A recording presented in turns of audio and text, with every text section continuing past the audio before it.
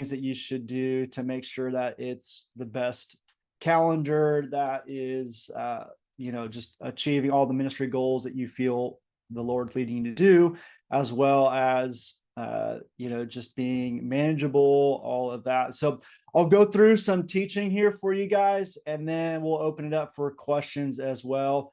And we'll go through it. So I want to say welcome to the Master Your Calendar Masterclass here. I'm super excited for you guys to be here. And let's just start off with this. Why is it so important to have a ministry master calendar? Well, let me tell you a little story about one of my friends. So he said, for years, we scheduled our church's anniversary events on the same weekend as the Chicago Marathon.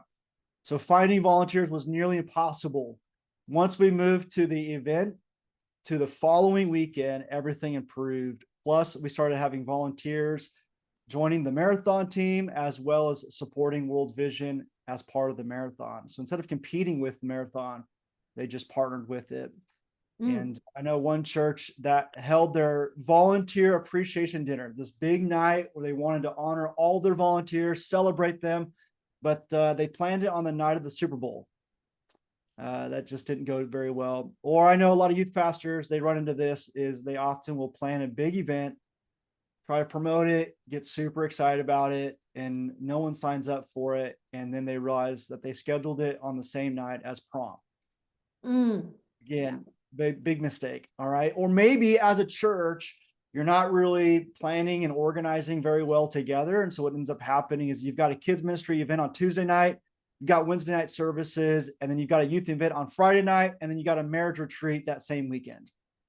That's just not serving your families very well when we do that. And so what ends up happening is we overload our schedules, leaving our families and our volunteers feeling super stretched thin. And our church events inevitably or accidentally begin to be tied to spiritual priorities and judgment on families' commitments to their faith or even the church. And what I want you to hear is this, is that the right information at the right time unlocks participation every time. And you see, I used to have leaders that were part of the military, and they would need to turn in their vacation times 10 to 12 months ahead of time. And so if I wanted them to be a part of our ministry, they just needed the time to know when these events are going to be so they could schedule their vacations around that. Or people have timeshares or vacation clubs. They often have to book their vacations 12 months ahead of time. Also, families set their budgets. And so they begin to look at the expenses for the whole year and what does it look like?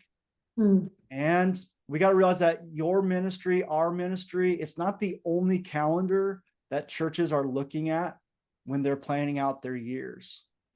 So the goal for an annual calendar, okay, there's 6 goals that I want to talk about today. Is one is the goal is aligning with your church and community schedule.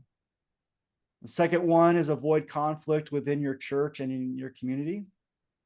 Number 3 is fostering a holistic approach to your ministry.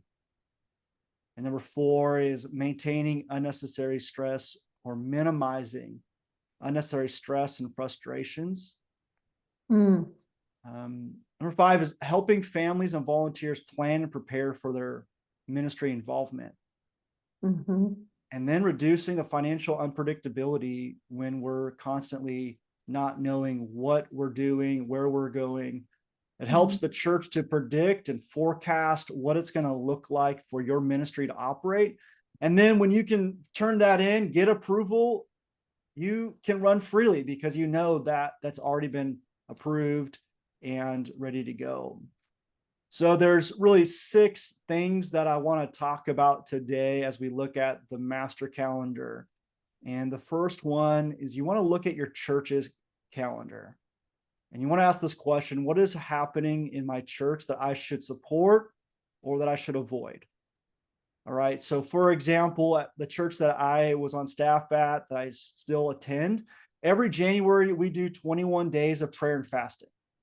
All right. So as a kids pastor, youth pastor, I should probably know that that's something that is a high priority for our church. And so that would be a really bad time, bad season to plan the youth food fight.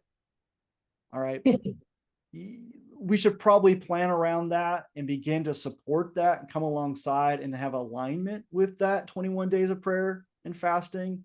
Maybe even teaching about that, providing opportunities within the kids ministry or youth ministry for those things. Okay. You know, I know a lot of churches do generosity campaigns, especially like around November, Heart for the House, things like that. And this is a good time for us as a ministry to talk about that, support that, come in alignment with that. Maybe some churches do revival weeks where they are putting special emphasis on extended services or Bible reading plans. Or maybe your pastor has a focus for the year or for a specific month. And when we look at the church's calendar, what should we begin to come in alignment with and support? So how can we align with that? But also, how do we not compete with that? How do we not compete with that and become misaligned with our church? The second one is community. All right. So how can we support or how can we avoid things in our community that are going on around us? So, for example, the start of the new school year, right? That's a huge emphasis for every family in our church. And that's a simple Google search to look and see when did the school start in our community. Everyone, let me. Everything is happening around that same time. And so you just need to look to know, when does the school start? When are finals week? When are graduations? Look to see when are prompts? When are all these things happening? They're simply just a Google search. When are the football playoffs? Yeah, wonderful to meet everybody. In a community where football playoffs are a big deal, you know, at the yacht. That is. And so you should know when those playoffs are to avoid that. Maybe there's a fair. I know for us in Oklahoma, the fair is a big deal. Maybe the rodeo is a big deal, and you need to make sure you're not competing with the rodeo. I know a guy that I'm working with in his town. There's a big Christmas festival called Light Up the Night. And it's this big citywide thing that he needs to come and be aware of and partner with. In our city, a big thing again is the Oklahoma City Marathon. And it's closed, streets are closed. You know, a lot of people are involved. And so when you're looking at this, it's not that you necessarily have to give all of your attention or all your focus around it, but you should be aware of these things and try to make sure that you're not competing with them. And how can you come in alignment with those? All right, the next one is culture. What is happening in our culture that I should support or that I should avoid? Okay, so again, we talked about it, right? Like that one church that had their Super Bowl, you know, or the volunteer appreciation night on the same night as the Super Bowl. You know, that's just a conflict. Now you've got people having to choose: do I go to my Super Bowl party and enjoy that, or do I go to the volunteer appreciation thing? And they have this conflict. So they're kind of upset if they go, and they're kind of upset they not. And so you're just putting people in this tension of which one do I choose. We should know when Easter is coming alongside Easter. Elections, right? Like this past year, in 2024, we had an election year, right? We should be aware of that and know that there's some things going on in our community that are going to be impacted by the election. Okay, national holidays, right? Like Thanksgiving, a lot of youth ministries will do Friendsgiving, right? Or football tournaments. We should know when these things are happening and get them in our calendar. Valentine's Day, some of these even smaller holidays. And again, like I said, this is not that you completely transform your ministry to match all of this, or that you do a complete sermon series based on what's going on in the community or in the culture. But making it aware is a big deal. So again, not conflicting with it, putting a big event on the same night as the Super Bowl, big night event on same night as, you know, whatever it might be in your area. So for example, what I might do is this, is say, here in Oklahoma, again, the fair is kind of a big deal. So again, I'm not necessarily going to teach a whole sermon series on the fair, but I might do a fun transition or throw it into my sermon, top 10 types of people you see at the fair, right? And just have some stereotypes about the fair. Or again, March Madness, okay, is a big deal. Maybe you do a basketball tournament. Maybe you do a jersey night. I know some people will do a huge, like 4-week, massive game tournament during March Madness. So again, it's partnering with it. It's being aware of those things that it's coming up, mentioning them. Doesn't mean that you have to necessarily totally change everything about what you do to match it. It's just mentioning it and making sure that people know that you're aware of it. But again, the main thing is, can we come align and partner with it? And do we avoid it? The next one is care. All right. So what is happening in myself, in my family, the families of our church, the staff that I need to avoid or support? So again, so for me personally, I've got multiple kids who are born in August. That means in August, I've got multiple birthdays and I've got multiple birthday parties. Okay, so I need to be aware of those when I'm putting together my calendar for the year, to know when our kids' birthdays are, when our kids' birthday parties are going to be, so that I don't plan a major event and now I'm jeopardizing my own family because I didn't plan very well. Okay. Also, some soul care. Maybe you need to just take some time to slow the ministry down a little bit, for yourself. Maybe there's some hard things going on in the church and you just need to slow some things down for your volunteers, some of your staff. And you want to look at the total time commitment, right? When we start looking at the calendar, is it fair? Is it manageable to have that level of a time commitment for your family and for other staff? Sometimes we begin to compile all these different events and they're back to back to back because we didn't look at the overall calendar. And now we've got staff members, yourself, being pulled in all kinds of directions simply because we didn't look at the overall calendar and make sure that it aligns. With this care, it's also looking at, what do your students need? What do your family need? Again, maybe your students or some families in the church are really just going through a hard season, or there's just some great excitement, or maybe you need to really focus on a specific element of spiritual formation over the next few months or year. Okay, so looking at the overall care. And oftentimes, like I said, we put too much taxing on other staff members. We got to think that when we have a big event and we want extra media pieces being made, extra videos being shot and edited, at the same time that other ministries are wanting extra pieces being made and extra videos being shot, that all compiles onto the media team to make them overloaded. So when we look at a master calendar, we can begin to say, okay, is the timelines for all these events make sense for our staff and our volunteers? And the next one, here's a big one that I think often people overlook. And this one is cash. Okay. And you're kind of saying, wait, what does that mean? So cash. And then what I mean by that is what is the overall financial commitment for a family in your ministry to be involved in your ministry? What is the overall financial commitment for those key parents, those key students, those key volunteers, those key leaders? What is the financial commitment overall for them to be involved in your ministry? Right? Like, you want those core students, those main families, to be committed and go to all of your events. But if we overprice it, they simply can't afford it. And now all of a sudden, again, we put them in conflict to say, well, don't you want me to go to camp, Dad? Don't you want me to go to VBS? Right? But if it's just financially too cumbersome, too overcost, we simply put families in jeopardy. And so we got to look at, over the whole course of the year, what does it cost a family to be involved in our ministry? All right. What does it look like? Missions trips, summer camps, day trips, supplies for all of these things. What does it cost a family?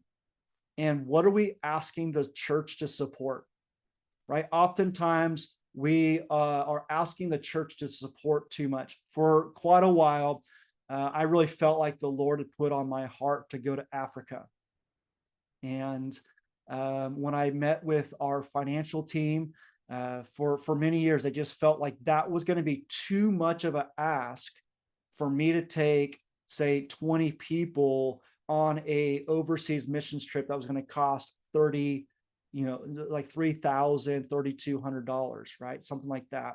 That for us to put that level of burden on our church to raise that much money or to support was just going to be too much. And so we just kept praying on it, and kept talking about our team. And eventually the opportunity opened up. They felt like the time was right. And so again, we partnered with the church to say, hey, what does it look like? Do you feel comfortable with the overall financial stability of the church for us to go into this endeavor?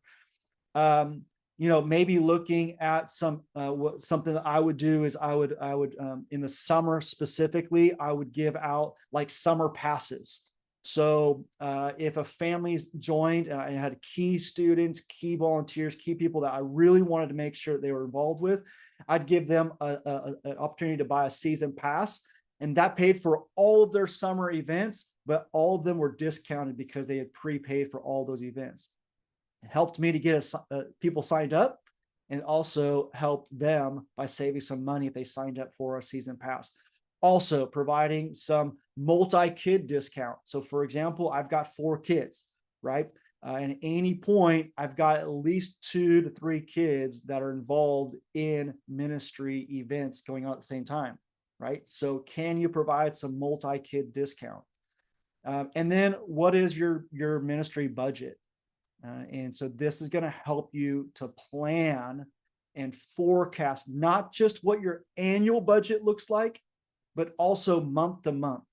It allows your financial team to know, hey, here there's going to be some big increases of spending around this time because we've planned it all out. All right, the next one here is comprehensive. Is your ministry being planned out in a way that it covers all of the areas of ministry that you feel like the Lord has called you to do? So, for example, maybe you're a part, kind of buy into the purpose-driven church model. So they've got the 5 purposes there: worship, ministry, evangelism, fellowship, discipleship, right? Maybe you really feel like we just need to have some fun, or we need to focus in on leadership development or Bible engagement, or we really want to focus in on student leadership. And so when you look at your overall calendar, you can begin to look and say, is this comprehensive? Are we providing opportunities for all of these areas of the ministry? Are we providing opportunities for evangelism, training, and opportunities for them to go out and evangelize? Are we providing opportunities for students to engage in worship, to learn about it? Are we providing opportunities for families to learn and go deeper in their discipleship? And so are we providing these opportunities throughout the entire year? Also, one thing I talk about a lot in my coaching is looking at the annual calendar in a way that has some natural growth tendencies and some low tendencies. And so when you look at your calendar, does it go with the natural ebbs and flows of growth?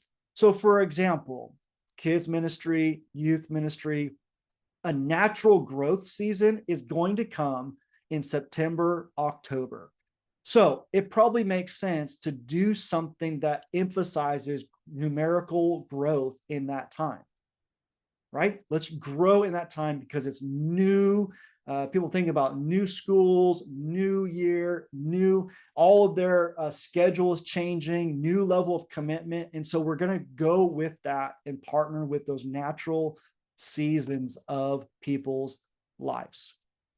Okay, so now that we know what we should be looking for and the information that we need to gather, right? So we're looking at the church calendar, we're doing some Google searching on the schools, we're doing some Google searching, ChatGPT searching on national events, all this kind of stuff. So we've got all this information in front of us.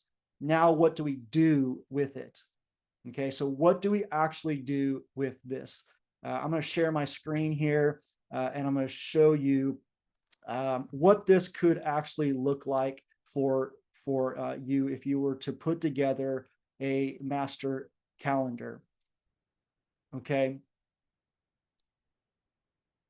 So what this could look like, and I'll give this to everyone who's a part of this right now, is this is a worksheet. Okay. I recommend putting together this master calendar, and you can do color coordination, right? So I know a lot of people get excited about the opportunity to do some color coordinating. All right. So I've got here everything that we're going to do monthly in blue, everything that we're going to do every other month in orange, things that are just going to happen quarterly in red, and then things that happen once a year are in green. Okay. So what you do is you're simply going to go through each month. Okay. And again, you've looked at your church calendar. So again, at the church that I attend and been on staff at, in January, they always do prayer and fasting. So I put that in the calendar, right? I don't necessarily have the dates yet, but I know at this point it's going to happen in January, guaranteed. Okay. Every month, I'm going to provide some kind of parent resource. I'm going to meet with all of my ministry coordinators once a month. I'm going to do some type of extracurricular activity. And this month, I want to focus in on small groups, kind of get them going, right? Some type of student leadership. And I know a lot of youth ministries, kids ministries will do kind of like a one night best Sunday. You're kind of like one big outreach type of thing. So again, you're going to go through each month and put these in there. February, winter camp. Okay, again, all kinds of these things we're putting in here, and every other month. So maybe every other month you're going to do meet with your small group leaders, and then every other month you're going to meet with all of your volunteers. You're going to alternate those. So again, you're just going to put those in there. And again, you don't have dates yet, but you're just kind of putting it in that area of the brackets there of that month. So for again, hey, let's partner with March Madness. That happens in March. February, again, Super Bowl, right? So let's do something that has to do with the Super Bowl. Let's have small group parties around the Super Bowl. Okay, let's do a prayer night again, because we want to focus in on that part of the ministry this year. I know a lot of groups will do fine arts. So again, you don't have the dates necessarily yet, but you know that it's going to be coming in April at this point, or maybe in May, something like that. Okay. And then May, it's towards the end of the school year. So we're going to do something for our seniors. We're going to do a night where we honor them, maybe give an opportunity to speak, something like that. You're also looking at this point, you're going to youth pastors, kids pastors. We want to start looking at when are we doing that move up, right? When do fifth graders move into middle school and sixth grade, right? So we want to have that partnership, talking about that ahead of time. As a kids ministry, as a youth ministry, how can we partner? When do we want to do that? When can we start working and talking about that as well? June, now we're full kickoff in the summer, right? So we're going to have a kickoff party. We're going to do some type of a summer kickoff party here. Let's do a student leadership retreat there, or maybe even an adult ministry or adult volunteers retreat there. We're going to do something specific for sixth graders, just for them to hang out. Every other month, maybe hang out with your key volunteers after services. Just kind of going through here. You guys get the idea. But again, you're going through and you are looking again, September, back to school focus. We gotta align with that. We know oftentimes, like in October, there might be a staff retreat. Again, you don't know the dates, but you kind of know that there's something going to go on around that time. Maybe you're a part of a denomination and they've got like a kids ministry conference or a youth pastors gathering, and you want to, you know that it kind of happens in this month or in this season. You want to get that down there. Again, November, let's do Friendsgiving. Let's do something to partner with that. December, again, is there something going on in our city that we can partner with? For example, the example I gave, you know, is there's a citywide city night Christmas tree lighting festival. Let's partner with that. Okay, so you've got all of your dates kind of, you know, not your dates yet, but all your events kind of mapped out. And next thing you want to do is you want to look at the comprehensive. Is it comprehensive to the ministry that we want to do? Okay. Are there parts of our calendar that focus in on worship? Are there parts of the calendar that focus in on ministry, evangelism, fellowship, discipleship, Bible engagement, leadership development? Are there parts of the ministry that hit all of these things throughout the year? And if they're not, this is a great opportunity to go back in there and put it in there. So I know some people that I'm talking with right now, they really want to encourage their families, their students to really step up their missions involvement. Okay, well, are there missions opportunities that are new this year or that you're going to put extra emphasis on, and how are you going to do that? Okay, so again, when we look at the calendar, you can go through there and what are the purposes of all your events, right? If all of your events are trying to accomplish the same thing, you're not going to accomplish anything. So you want to make sure that your events are targeted. So for example, if you're going to have a 24-hour night of prayer and worship, that is not the night to also try to be evangelistic and have your students invite their friends. This is for your core intimate students, core intimate families to be there. Again, so we want to begin to get target. I know for us, youth convention was always really targeted on evangelism. So that was one of our events that we really encouraged students, bring your friends to this event. Okay, this is a big one. The cost was lower. We made it super fun. And again, everything was tailored around evangelism. All right, so when you're mapping this out and you're looking at your different programs, what are the focuses of the programs? You want to ask, what is the program? What is it? Is it a camp? Is it a retreat? Is it a one night? Is it an ongoing program? And what is the purpose of that event? So for example, in one of the youth ministries that I was leading, our summer camp was always focused on having a ton of fun and getting students to engage with each other and build new friendships, right? We had fifth graders coming into the ministry for the first time. We had eighth graders moving into high school. And so we wanted to have a lot of that hangout time, fun time. On the contrary, our winter camp was always focused on really deep small group engagement. So there was lots of small group time after every services, between services. We really want to focus on deepening our commitment to small groups.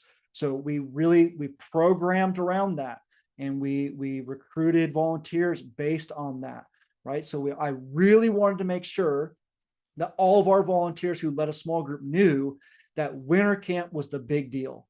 Okay. Summer camp, not as much small groups. So if you can't make that one, that's fine. We'll get other volunteers that maybe aren't as committed to the small group portion of the ministry. All right. And then we ask is what type of student would typically attend this program? Or what type of student would normally we'd want to attend that program? Is it a non-Christian? Is it a regular attendant? Is it committed, spiritually in-depth student? What type of student do we want attending it? And then we begin to program around that. And again, we're looking and saying throughout the year, are we reaching all of these different types of students? And does it match their schedule? Does it match when we should be reaching them? And with the school year, with community involvement, all those things, should we be doing that? Football season, great time to do a fifth quarter, inviting non-Christian students to come. This is a great time. Okay, next thing, what you're going to do is you've got all your events mapped out. You've gone through and decided what program, what type of students are going to be at. Now what you want to do is list out all of those different, especially those reoccurring things, parent resources, one night, big or big Sunday, volunteer training, student leadership, extracurricular, summer events, things like that. And you just want to maybe get some people together, gather around some of your key volunteers, maybe some other staff members, and just say, hey, let's brainstorm. All right, let's just brainstorm what would be some really fun one big Sunday ideas, or one big Wednesday ideas. What would be, and just brainstorm a bunch of those. Let's spend the next 30, 45 minutes just researching parent resources and just start compiling those. What would be some great ideas? What are some ideas that parents need? Okay, extracurricular activities. What have worked? What could we add? You're brainstorming all of these right now. And then what you can do is, once you have that, you can also begin to look at your sermon series. Okay, if you use curriculum, maybe you go through and you look at the whole year of curriculum, and maybe you want to move them around a little bit to match your calendar of events. If you're writing your own, this is a great time for you to just begin to brainstorm again, what would be some big topics that we could hit and focus in on. If you're doing more expository verse by verse, okay, what passages or what books do we feel like we want to lean into over the next, and does it match the season, right? Does it feel right for what we're trying to accomplish this year? You can look over that. Also, it's not just the ideas, but also the length of those ideas. So for example, if you're going to do Friendsgiving in November, you probably aren't going to be able to do a 4-week series in November, because you're going to have Friendsgiving for one of those, right? In January, you typically aren't starting on the very first week, right? So you're probably going to modify that. Or maybe you want to have a guest speaker, or you want to do some of these things that might be more of a one-off. So you might find in there, when you start putting your schedule around, is that you might begin to say, okay, this is going to be a 2-week series, it's going to be a 4-week series, and it begins to adjust some of those things. And now what you're going to do is you're going to begin to finalize your dates. You're going to now walk through all of those dates, all those ideas that you had, all of the leader meetings, parent nights, one nights, all of the different, night out, small group nights, all those things. And you're going to begin to look at and say, when do we want to actually schedule those events? And this is where you begin to put dates to your actual events and get in there and begin to look and say, what makes sense for us as we look at the master calendar for the year. Well, hopefully that was helpful for you guys. I hope that you can look at your calendar and see it maybe a little bit differently than you have in the past.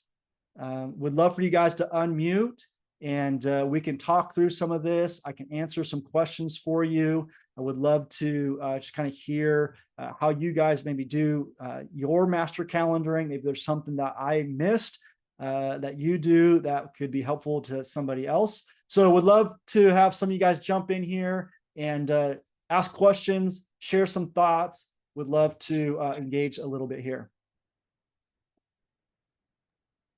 What is some practical ways? So our church comes together after every ministry's kind of mocked up what their ministry year looks like. So we worked on 2025. We're starting to work through that. We're all going to come together.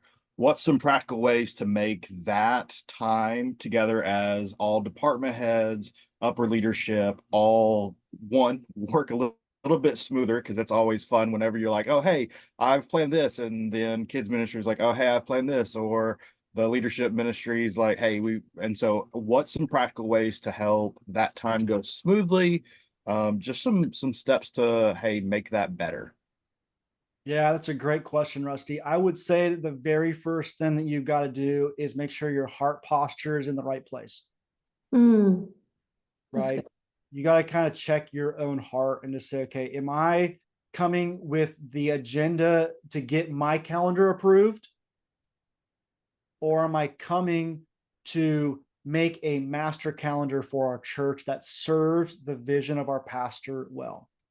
That's good. If I think oftentimes what happens is we come to that meeting saying, here's my calendar. I'm just looking for you guys to approve this. But when we come with the posture of saying, okay, hey, I might have to move some things. For example, let's not have a kids ministry event on Tuesday night, a service on Wednesday night, and whatever it was, a men's retreat that weekend. And let's not do that. Yeah. So although I would love to have a kids ministry event on this date, it doesn't make sense for our families that we serve to have it that same week. So for example, like the opening illustration there, a friend of mine at a very large church in Chicago, right? Their big anniversary. Well, let's be smart. Let's just move that. And how can we partner? So I think it's just about the heart posture and saying, hey, I'm willing to be flexible. Here are some things I really like. So for example, Rusty, maybe you're saying, man, we really want to focus on missions. Okay. Again, my financial team for many years, I mean, it was probably at least 4, if not 5 years, they just felt like it was too big of a commitment for us to go to Africa. Okay. So Rusty, you may remember this, but what I did is I Googled and I talked to people. I said, what is the closest thing to Africa in the Western hemisphere? Well, everyone said, Google said Haiti was the closest thing to like Africa in the Western hemisphere. So I did trips to Haiti because that was in the Western hemisphere and that kept our trip around the $1,500 to $1,800 range as opposed to getting to that 3,000. So again, I modified, I shifted. Was it tough? Yeah, but we found the best way to move forward and partner with the overall church. The big thing too is to have some clarity, if you can, from upper leadership, other leaders around what is that you want to try to accomplish this year. And to say, hey, if we're really looking at Bible engagement as our focus this year, well, maybe we're going to lessen a little bit this year on our outreach. That's what pastor's wanting us to do. He's got a vision for this Bible engagement, right? So maybe we're not saying that that's a bad idea to do outreach. We're not saying that that's we're saying for this season, maybe we're going to lessen that a little bit to match. And hopefully everybody comes to that meeting with that same idea. And the kids pastor, the youth pastor, the small groups pastor, worship pastor, all come with that idea of being a little bit flexible. Does that help, Rusty? Yeah, it does. What's going on, Ryan? I got a question for you. Yeah. So what do you do if your children's pastor is just absolutely unreasonable and you can't work with her? She's on this call and in the same office, by the way, for context. I'm just kidding. First of all, she's not. So. She's the sweetest ever.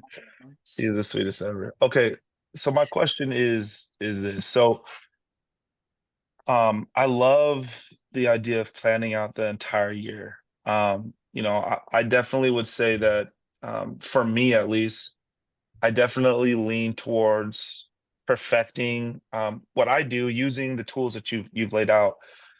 I guess as me and Allison were kind of sitting here talking through, some of this, what if the vision and direction for our church for this year, and we kind of talked about it a little bit yesterday in staff, and it's not really, we're still figuring that out, right? What if that's not clear? And so it kind of feels like we're pulling what we want to pull together, right? But does that necessarily align with what we're going to be doing? That's very unclear right now.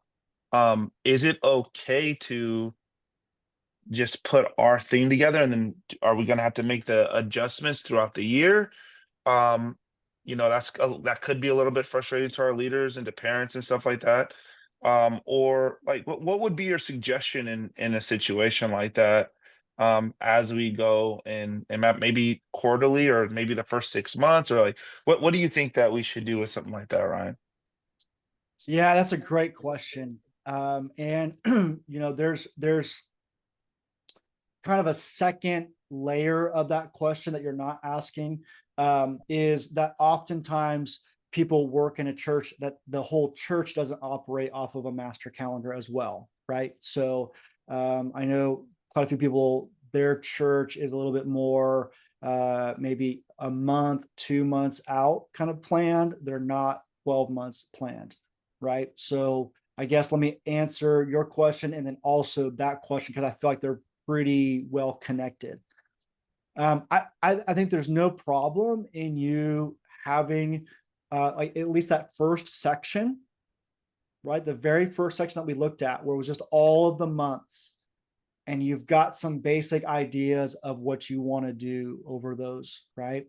So, for example, you might not have all of the emphasis of your one nights planned, but you know you're going to do a 1 month, a one night, or a one big Sunday. You know you're going to do that, but you don't necessarily know what that focus is yet. So you just kind of have it there, and then you can begin to be a little bit more malleable throughout the year as pastor begins to plan and the church begins to kind of catch up, you could say, to kind of where you're at. And like you said, maybe you've got the 12 months kind of laid out in kind of a big, kind of rough idea. First of all, I wouldn't do a whole lot of promoting of that. Like I would not like publish that calendar. Okay. Like I would not publish that to your volunteers and your families and say, here's all of the events for the whole year. Cause like you said, then all of a sudden you're like, well, actually just kidding. We're not doing that because, we're going in a different direction, whatever. Right. So you might just have that kind of laid out a little bit. And then maybe what you're doing is quarterly going back and getting more fine tuned.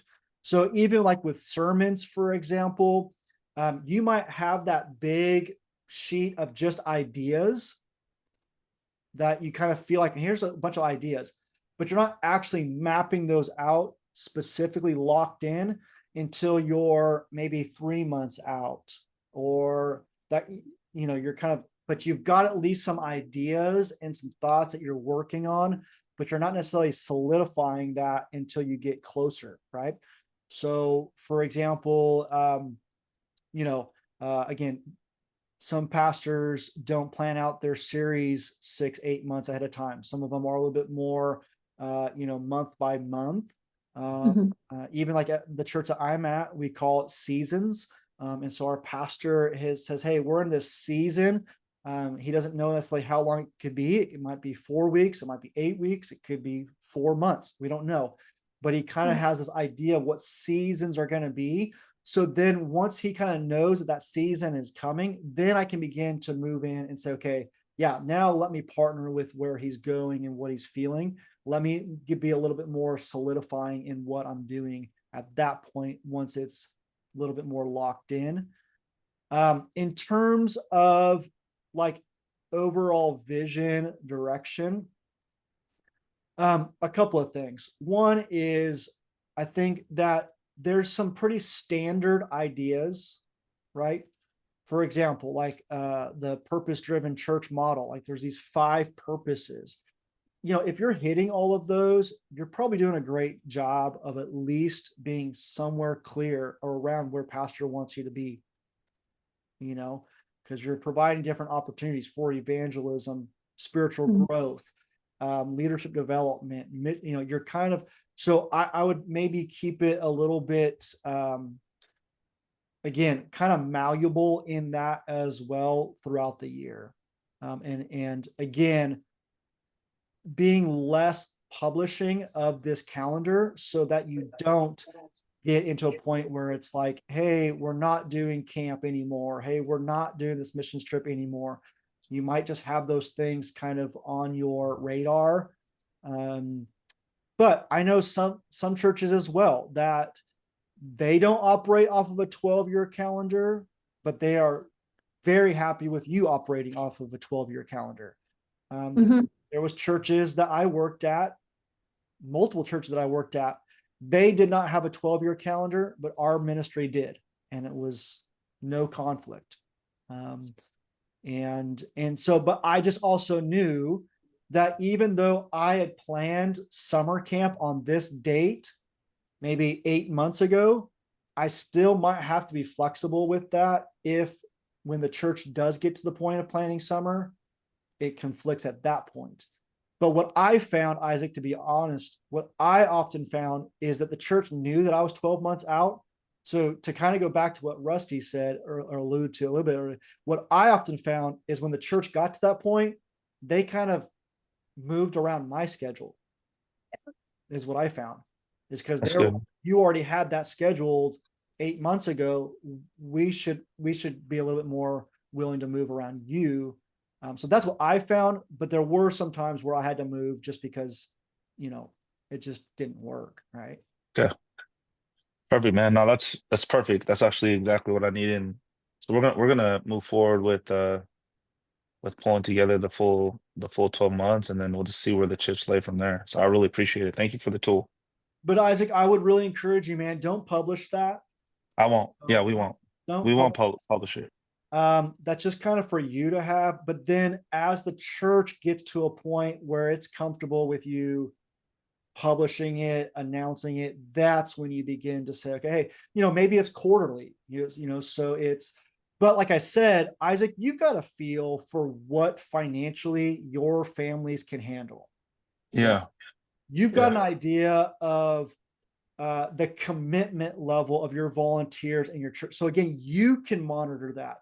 So for example, I've got some people that I coach that are in pretty financially tough areas.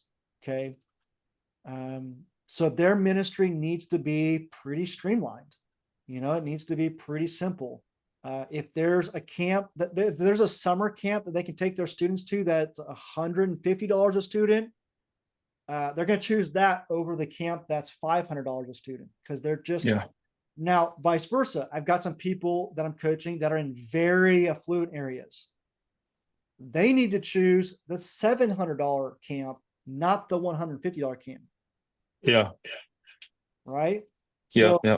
So both want to go to camp, but knowing where you're at is important too, because this really affluent area might be like, man, why are you taking my kids to $150 camp when we want the $700 camp, right? Sure. So knowing that is important. For example, in that very affluent area, you're probably not doing a lot of fundraisers throughout the year. Right? You're probably just putting up $700 for camp and you're done. In this little bit more financially tight area, you're probably going to also be providing some fundraisers throughout the year as well. Yeah, that's good. So again, you can't walk into this financially tough area and be like, man, we're going to the $700 camp. Don't you love your kids? You should send them to camp. Yeah. Well, no, I've got 3 kids at $700, each. Yeah. It's for real. Right? Yeah, sure. And so now you're putting that family in some and a burden, because you've got this 13-year-old or this 10-year-old going, man, Pastor so-and-so says that the camp is the greatest thing, that Jesus is going to transform my life. I'm going to actually do dishes without you asking, only $700, right? Oh, and he told me about it last night and money's due tomorrow.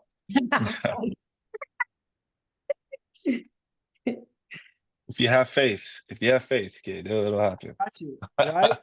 Now I know there's some chuckling on this, but we've all been there, Yeah. Yeah, definitely. and we've probably all done it. Yeah. Yeah.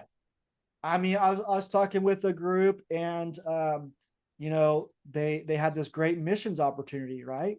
But again, it was going to be like $3,000, and they were going to leave in like 5 months, and it was just that's not enough time. Yeah. There's not enough time. Let's just look for that to be the next year's, Mhm. Yeah. Mhm. because we don't have families that can just write a $3,000 check for a kid to go on missions. Yeah. Do we love missions? Do we believe in them? Yes. It just doesn't quite make sense on the time frame, right? I mean, I can't tell you how many times, you know, early on, I mean, I say that, but I'm sure there's a lot of times even recently that I've done, oh, I got, you know, oh, I forgot about that, right? And then all of a sudden you're trying to push kids to turn in $150, $300, and it's like, it's next week. You got to turn it now, you know? So Yeah. Yeah. Perfect, man. I appreciate it. Thank you for walking through that, and we'll move forward and getting things pulled together and aligned with our deal. I can say that our church does have an annual calendar, so we do have that, which is nice. I guess the thing that for me, you know, thinking through as far as, are we just putting events on the list, or are we like aligning with the vision that we have for, you know, the year? So our annual calendar, obviously it'll have the Christmas, it'll have, you know, Easter, you know, those types of things on there. But, you know, really trying to wrap our hearts and our minds around the vision and stuff as we're planning out what we're going to do. You know, those are the things, or the elements within, you know, our calendar as we pull it together, that you know, that will get some clarity, I believe, as we walk through the year, as we get closer into the yeah, year. So the other thing you can do is, if you don't have it at the upper level, you can obviously try to say, okay, what do I think that it's probably going to be? What's kind of the heartbeat of our church? And then I'm going to submit my, so for example, I'm coaching someone right now, same thing. Their upper leadership doesn't necessarily have like you know, a theme for the year, or a really even much of a total missions statement. And so she went to her supervisor and just said, hey, I'd like to, you know, make sure I'm in alignment. I want to make sure that I'm going the right direction. And they said, how about you submit what you think that you want it to be for your ministry? We'll discuss it, pray about it. And if we feel like it's in alignment, then we'll release you to go for it. Right. So sure. again, just taking that thing. And again, her posture was not, oh, guys, you're so wrong for not having this. Oh, I'm so much better because I'm going to have, no, that's not what this is about. Yeah. This is just saying, hey, I want to make sure that, you know, I'm in line. But for example, I'm sure, and Isaac, we've talked, you know, but you know, some things that your pastor's is on your pastor's heart, you know, right? Sure. You know, so for example, you know, Rusty served with me here in Oklahoma, and the lead pastor at that time was massively influential in the area of evangelism. I mean, the guy, I joke, I mean, I just like, the guy could get up and talk about babysitting his kids and 50 people would get saved. I mean, he just had that anointing on him. And so I knew, I was interim youth pastor for a year. I just knew that our ministry naturally is going to have some evangelistic push. Right. Just his anointing. That's where he leans. So I just knew that when I'm calendaring, I need to have some evangel, and that he's going to buy into for sure. Also, his wife ran a missions organization. Well, I immediately was like, let's partner with her ministry. You know, let's take students on to go serve her missions organization. Right. So like, how can we come in alignment and partner with some of those things? Yeah. Okay. All right, man. I appreciate it as always, Ryan. Thank you. Yeah. Ron, looks like you got something. Yeah, absolutely. Since we're talking about flexibility, staying flexible, what are some markers or some um what are some markers that you can tell that you need to make a shift in the plan? Like I'm sure we've all have like set out a plan, set out a year, and we're following the rhythm and following the plan, and you're like not working out. This is not it. Um, what are some markers that it's not working out? And then how do you make that shift if you need to make that shift? Oh, such a great question, man. Such a great question. Mm. I would say a couple of things. These plans you hold with a loose grip. Mm. Mm. Okay. Not so tight that like you can't move it, right? You hold it with a loose grip. For example, Ron, I think this happened to you, I'm pretty sure, but there was a major tragedy in your city, right? Yeah. Like that requires a pivot, Mhm. right? Like you didn't plan that, right? Like but you don't say, well, I know there's a massive tragedy in our city and our whole city is struggling right now, but hey, we're going to keep doing this series on joy that we planned 8 months ago. Oh, Right. Or whatever. Like we're just going to keep doing and like just be completely, again, going back to the community aspect, knowing what's in our community and what's going on.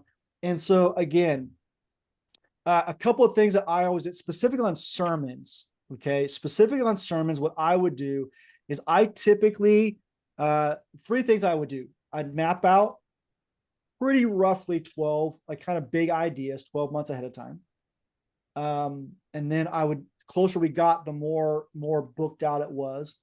But the other thing what I would do is I would schedule in gaps so that throughout the year, I would just leave some things open. I'd have like 3 weeks where there was nothing planned.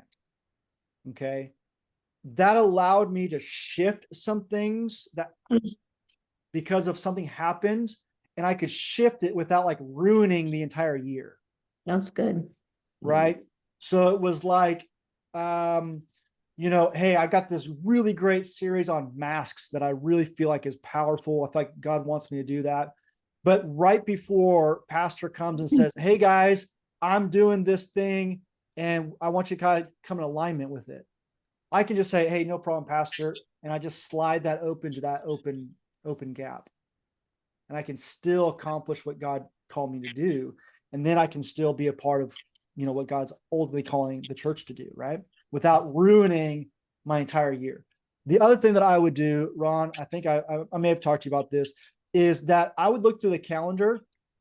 I personally typically wrote my own sermons, but there was a few times throughout the year, right before summer camp, right before winter camp, some of these monster heavy lifting times of administration, I would purchase curriculum. Mm-hmm. So I knew that the 3 or 4 weeks leading up to summer camp, because we did our own camp, right? So we're doing everything. Mm-hmm. I knew that was going to be a huge, heavy lift administratively, spiritually, mentally. So I would purchase a curriculum during that time so that I eased some of that sermon prep off of myself. So again, when I looked at the calendar, I knew, hey, I'm going to purchase curriculum for this right before camp. And I know I'm going to purchase curriculum right before this, like leading up to a VBS or something like that. How can you heavy lift? So a guy that I'm coaching right now, his wife is pregnant. She's going to give birth in February. So what have we been doing? We've been planning out 5 weeks of guest speakers. Yeah. It's good. Right. So let's he's gonna have a few weeks maybe before where he's gonna have some speakers, and hopefully a few weeks after he's gonna have some speakers, and they're all available. What I told him is I say, hey, get those people to be pretty close, either current staff members, friends, so that they can be malleable as to when that season starts. Mm-hmm. Right? Because he doesn't know exactly when she's going to give birth, right? But you want to have that 5 weeks to kind of know, okay, hey, boom, we're starting now. And then So that's what we've been doing there. Okay. Now, 12 months ago, he didn't know that she was going to be pregnant at this time, right? So again, we had to be a little bit flexible. We shifted some things. Some of those events that were scheduled, what we're doing, we're talking through and saying, okay, can a leader oversee that event for you, right? Let's not cancel it necessarily, but let's just have a leader, or maybe one of the pastors on staff can lead it for you, right? That's good. Any tips on communicating, like similar, we just had our son a few months ago, and there were some things planned in the summer. He was born in July, some things we had planned in the summer that we kind of decided like, hey, we probably need to let go.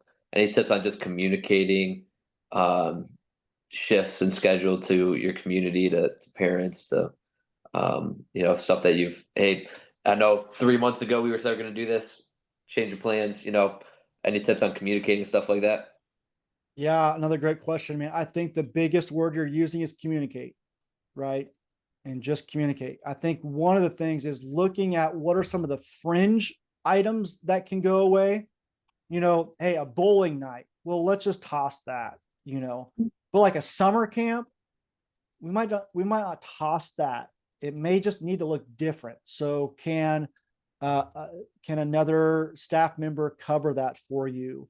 I know some people, if it's a fairly local camp, what they'll do is they'll have like a primary person, like Ron, you've got a really high level leader on your youth staff that could probably run a camp for you, right? And then maybe a staff member is there to support that person. And then maybe if it's a local camp, maybe you go for a few hours, a couple of days throughout that trip, right? Or maybe you and the family show up for, 3 or 4 hours throughout the day, that camp, if it's fairly local, right? Like here in Oklahoma, our camp for our district is like an hour, 20 minutes from my house. So like, that's fairly close that I could like drive in and still be there. So there's communicating that. Hey, here's what we're going to do. Such and such leader is going to be overseeing it. Such and such pastor is going to be there to support him. And I'm going to drive in a few days for a few hours to make that happen. But again, like a bowling night, man, you might just toss that, right? I mean, just toss it. That's a fringe. Or could you modify it, right? I know we said we're going to do this, but we're going to modify it to be this. Rusty, I feel like you had something on that. Yeah, so we just had to do this a little while back when the hurricane came through in South Carolina. We had a Nerf night for our middle school that was planned, and our high school was going to go to this giant pumpkin patch. And so we communicate in 3 different ways across the student ministry. We communicate, one, we always send out emails to all of our parents in the system. We have GroupMe for every single small group that has a student group and a parent group. And so their leader, their parents are communicating inside of that, hey, we're pivoting. We're no longer going to be doing the Nerf night. And so we dropped that one completely. And then our high school, hey, we're going to get together. We're going to go out. And we did this a couple days later after we knew that it was safe to do so. Hey, we're going to go out. We're going to try to just move some limbs, clean some areas up with some people. And so we communicated that out from email to our social media, and then to just that individual groups that are communicating with parents. And we make that GroupMe a massive thing. It is one of our primary ways we communicate. And so it's an easy way for us to quick pivot. We've had to pivot some stuff where it's like, oh, hey, due to this, the bus is from campus taking 30 minutes longer because everyone has a story of buses coming back from camp or going to camp. And so we use that as our quick communication piece to parents. Also, trust is built over a long period of time. So when you're consistently building the trust of like, look, we're not haphazard, right? Like we're consistent with our events. We're consistent with doing what we say we're going to do. Man, a one time shouldn't destroy all the trust that you've built, right? So I think that's part of it, is being consistent is going to help to not Mhm. like flaky or lazy or whatever. But communicating why. Also, maybe it's not being canceled, maybe it's just being moved, right? So Mhm. hey, we're not canceling this event. I just had a baby. So we're not canceling it, we're just moving it to another time, right? That makes more sense for our team. Okay. Yeah. But communicate. Also, like Rusty mentioned, some of those social media or forms of communication, emails. I would say this: we all know that family that doesn't check any of that. Yeah. So be willing to just call them personally That's or good. text them personally. We all know I'm probably that family for our youth pastor. I am too. It's that kids pastor. She's never responding. I know. Right? So I'm that family for him. I think just being willing to over communicate and not just say, well, I put it on the Facebook group, right? So I think just being willing to go the extra mile is helpful. All right, any other questions or tips, things that you are doing or have done when it comes to this annual calendaring that maybe we haven't covered so far? So I have a question in regards to our volunteers and caring for them. So like with my group of volunteers and kidsmen, I would probably say that 90% of them serve on multiple teams here within our church. And we had some issues in our calendar because of that, because everybody's doing huddles and trainings, right? They're not just coming to mine. They're going to the worship team huddle. They're going to the coffee shop huddle. They're going to the welcome team huddle, and they're going to the small group huddle. And some of my families on my CERT team are on 4 different teams. I mean, like they're hooked up. I don't know if any of you guys are dealing with that, but my concern is the care for them. I want to train them, and of course I want to have my huddles with them so that we can run Kidmin properly, but I'm also thinking strategically of burnout for them. How do we prevent that? Of course, I know it's their choice if they want to be on multiple teams. So my question is, number one, what is the best way for us to care for them? Number two, do you suggest that I meet with all of our ministry leaders for 2025 and say, hey, let's all get together and collaborate on when we're having our trainings? Because right now, even though we have our whole church calendar planned for 2025, all the major Kidmin, youth, and department events are on there. No trainings are on there. So if in my mind, if we don't plan those extras and put them on the calendar, then I could have families at 4 meetings in a row, 4 separate Sunday nights. What do you think? What's your suggestions? Well, let me compound that because at least one person on here is part-time as well themselves. So you compound that with part-time bivocational ministry leader. Yes. So I great, fantastic question. And I love the heart of caring for your volunteers. A couple of things. And I felt like Rusty had something to say on this as well. So feel free to jump in. But I feel like number one is I would say you're probably talking about the minority as opposed to the majority, right? Mhm. So I would first of all just look at your and we haven't gotten to this yet, but you and I will be working on an org chart for your ministry, right? Yeah. We haven't gotten there yet, but we will. And this is a part of why it's important to have your org chart, because you can look at it and say, okay, how many of those people on my team are also serving in youth, worship, ushering, greeting. So you have that org chart. Now, if it's 2 people, 3 people, I would just go to them individually and say, okay, hey, here's the situation. You're part of 4 ministry teams. They all have huddles. Let's just like, so for me, I always had monthly youth leader meetings, but I knew that there were some that were significantly more important than some of the others. So I would go to some of those people and I would say, hey, here are the 2 to 3 that I really want you to emphasize for youth. Right? The one right before school is massively critical. The one right before summer is massively critical, right? Like, what are the 2 to 3 that you say, I want you to zero in on these. Yes. And then if you don't show up to some of the others, totally cool. Okay. Yeah. Right. So I don't expect 100% attendance from those.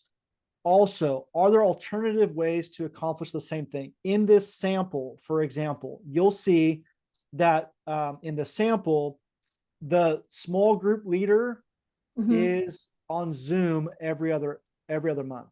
Yes. The all leader meeting is every other month. Right? So if you're a small group leader, you're meeting every month, but 1 month is in person and 1 month is on Zoom. Yeah, I like that. It's good. So is there a way to facilitate it in a way that, so for them, that small group meeting is 45 minutes long, and that's it. Yeah. Doesn't require like, I'll just say, my wife is not here, so I shouldn't say this, but for her to go to a small group meeting that lasts 45 minutes, she's going to be getting dressed and ready for that meeting for a long time before that meeting. So like, and then she's got to drive there. Yeah. It's not just 45 minutes. No. Right. But if it's on Zoom, she'll put a hat on, Yes. dusting of, whatever. Yeah. I see what you're saying. Rusty? I'm gonna take Sarah that. Yeah, please don't. So I mean, Ryan hit a lot of the stuff I was going to say. So one of the things that we learned over the course of time is how valuable time is to our volunteers. Yes. So we do an insider podcast. It's not released to the public. It's an insider podcast where me and a couple other staff members, or we'll talk about a specific subject that we want our small group leaders to learn, or hey, we want our guest services to learn, and we release those exclusively to those individual groups. Because we do 2 major trainings, like Ryan said, at the very beginning of the year, and then right before we launch the next season after summer, and then we do bite-sized chunks training. And then we also just release out just papers. Like I'll write papers that are like, hey, we've been talking about how to take someone into a actual biblical discipleship. What does that look like? And so we'll write a paper, we'll submit that out. And so we just have a Google Drive that is actually now massively growing because we have multiple people writing things in there for people to go in and get resources. But we've learned that if we do a 15-minute podcast and they're driving for 15 minutes, they can do that whenever they can, but we just make sure that they check in. Hey, we've listened to it, and this is our feedback on something that I'm going to do an action plan. And that's a simple, just Google form that, hey, my name, what's my action step from the podcast I just heard? And that's it. And so at the end of the month, we kind of just check it and see, hey, did everyone fill this out? Oh, hey, John's not been doing the podcast for the last 3 months. Hey, man, what's going on? It's 15 minutes in a car ride. You okay? That's you cool. good? Because we talk to our volunteers about so much of what is being developed outside of just a Wednesday night or a Sunday. Like there's that buy-in. but also Wow. having a hard conversation. We just had a hard conversation with one of our leaders because she was involved in production, worship, kids, and student ministry. And then she was like, "Hey, I really want to serve in the young adults." And I'm like, Mm. that's 5 of That's like a lot. giant, massive areas. Yes. You have a problem Yeah. saying no. Like, Yeah. you're a very talented person, but you have a problem saying no. And I'm worried about you. And so we had to have a hard conversation, and I've built that relationship with her enough to be able to go, you need to drop this down to 3. Yeah. And That's if good. that's us, that's okay. Like, if Same. that we love you, we want you, but if that's us and you have to drop, I care more about you as an individual, as a person, than what you'll ever do for the church. Position, right, instead of your position, right. That's so good. Yeah, so that goes back to like that care section, right? Like we got to care for our families. Like if they're at young adults on Tuesday night, youth on Wednesday night, and freedom ministry on Friday nights, and worship team on Sundays, and then kids ministry, it's like, hey, we got to say no for this person, right? So do you suggest that I do collab with everyone quarterly and just say, hey, guys, what do you have planned for your teams and your leadership? Shouldn't we be aware of that all together? And I know things flex like we're talking about, because I've had to move some of my stuff and everyone does, but should we talk about it and be aware of it and kind of know it if the dynamics are 90% of my team is on 2 or 3 teams or more, is it something that I should be aware of that we should all work on as a team together, a ministry team? Yeah, I would look at that org chart and to kind of see what is the percentage. Because again, if you've got, you're doing kids ministry, so you've probably got, I don't know, probably 40 leaders, probably more than that, right? I mean, you've got a good chunk of leaders, right? So like how Yeah, many a lot. are you talking about 5 people on that list that you're concerned about? Then Probably talking about 50 to 75. percent No, like 50 to 75 people of your on the volume. team or on multiple Yeah. teams. Yeah. I mean, I would encourage you to at least have a conversation with some of those other ministries and just kind of say, hey, what are you thinking about for your, Yeah, hey, what are you thinking? Because like if production's like, hey, we're gonna have 2 huddles this year, then yeah, that's a big deal. If the youth guy's like, hey, we're actually gonna do every month, well, then you might want to collaborate with just him a little bit more. yeah. If like, the ushers are like, hey, we do like 1 training a year, And well, that's, then so you might want to just meet with them a little bit. I don't know that you necessarily need to have like everybody in a room and like collab, yeah, all out, I mean, that sometimes that can be a little bit overkill. yeah. And then going back to like what Ron said, that sometimes then that all of a sudden becomes like we can't even we can't We're locked in, yeah, like it's Yeah. so the counter is so tight, yeah, there's no room to pivot there. Like it almost yeah, becomes restricting as opposed to like freeing. The idea of this calendar should be freeing, not yes, restricting, right? So that's where I would just kind of look at some of your volunteers, and we can do this together, but look at them yeah, and say, hey, what are some of the hot areas? Because again, my guess is the ushers aren't meeting every week or every month. yeah, My for guess sure. is the worship team probably is doing a couple, right? The youth team might do a couple, right? So you might want to just kind of get a gauge for what they're looking at doing. And then, As a family and right, individually.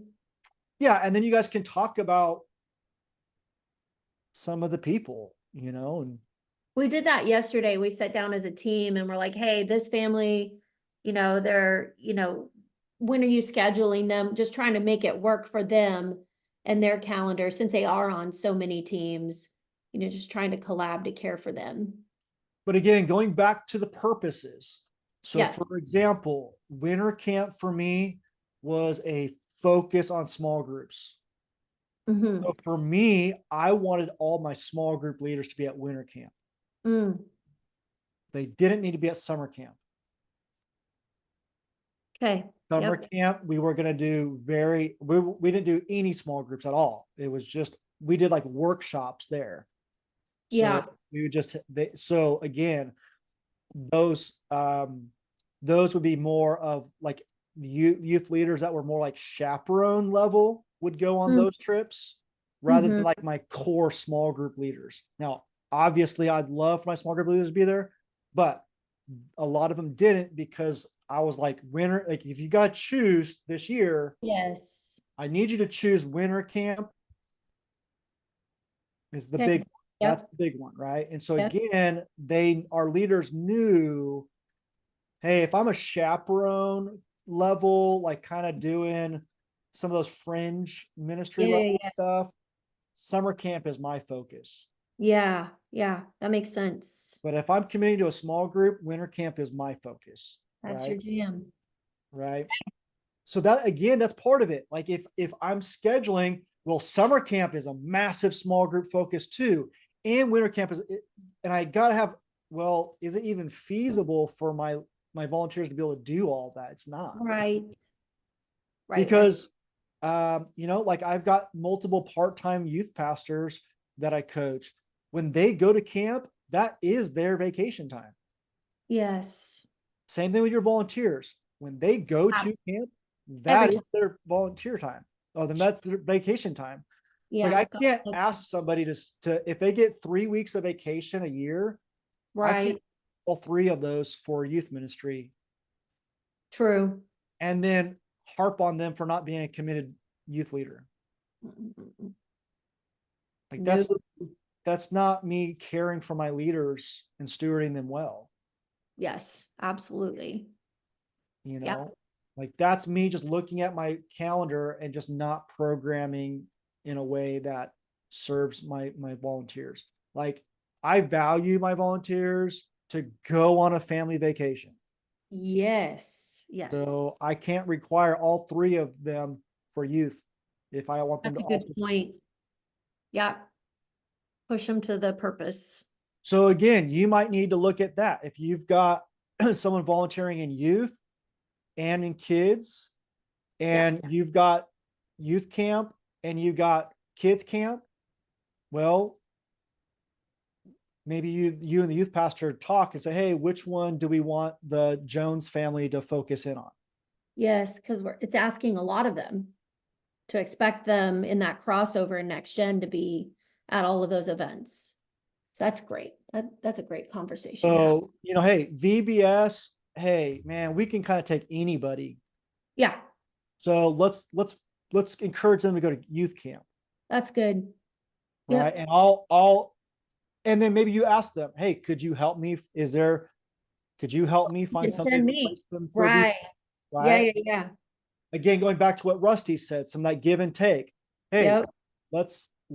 I'm going to encourage them to go to youth camp. Can you help me find somebody to replace them? Oh yeah, I've got this college kid that's, Yes. would love to volunteer. Absolutely. Absolutely. So that can go back to some of that partnership like Rusty was talking about as well. Yeah. So important. So good. Well, guys, I want to, we're over time here. I want to honor your time. Man, Merry Christmas to you guys. Happy New Year. Thanks for jumping on. I really hope that you got something out of this today. I'll be using the recording a little bit for, I know there's quite a few people that just had staff meetings and Christmas parties and all the things that couldn't make it today, but wanted to make this available. So thanks for jumping on. Thank you. Merry Christmas, Thank guys. you, Ryan. Appreciate Merry you, brother. Christmas. Merry Merry Christmas. Christmas. Thank you, Ryan. Merry See ya. Christmas.